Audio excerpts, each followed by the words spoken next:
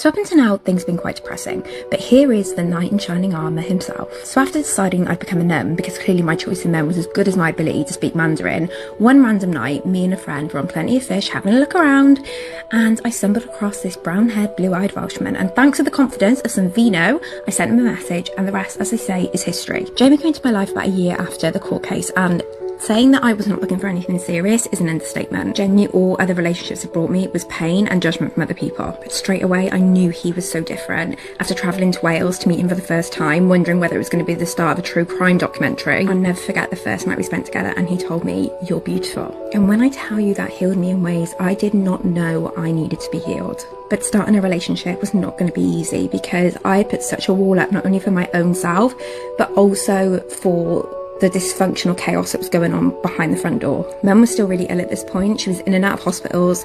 I was still caring for her predominantly, and I was still going to and from Somerset every week to take my brother to and from school. I didn't really know how I was meant to explain to somebody that we may spend more time going to hospitals and on the M5 than we would going to the cinema or to restaurants for food. But he literally didn't care, and actually he offered me so much relief in those moments of just being able to talk and laugh and smile.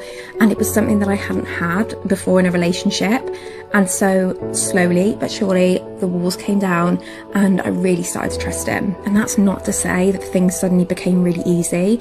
We were in a long distance relationship for just over 2 years, and it was so painful to have to leave him on a Sunday night knowing that I wouldn't see him again for another week or two. I felt like I had two completely different lives. I had this life with this amazing guy that was making me realise that I was worth something and I was loved, but then on the other hand I had this really dysfunctional relationship in my home life where I was questioning myself, my worth, my ability to be loved every day.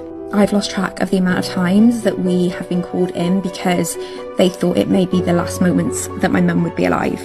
All the amount of times I've had to fight between consultants and doctors and my mum and felt like I could scream and nobody would hear me. I had this amazing guy and I really felt like things were going to get better, but then he would go home and I'd be thrown back into the reality that was the chaos of my life. And this meant that there were some really, really lonely and dark days in that time.